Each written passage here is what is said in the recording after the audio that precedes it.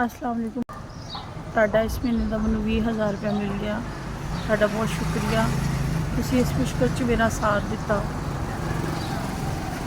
अल्लाह ਤੁਹਾਡਾ भला करे। ਤੁਸੀਂ मेरा इस मुश्किल 'ਚ साथ दे रहे हो।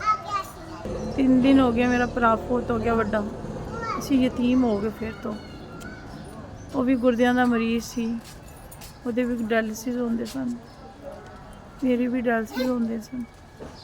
ਦੁਨੀਆ ਤੋਂ ਚਲਾ ਗਿਆ। ਰੱਬ ਤੁਹਾਨੂੰ खुश रखे, आबाद रखे और इस तरह मेरी मदद करते रहो। ਤੁਸੀਂ ਮੈਨੂੰ ਪੈਸੇ भेज ਦਿਓ तो मेरा दवाई दारू हो जाता है।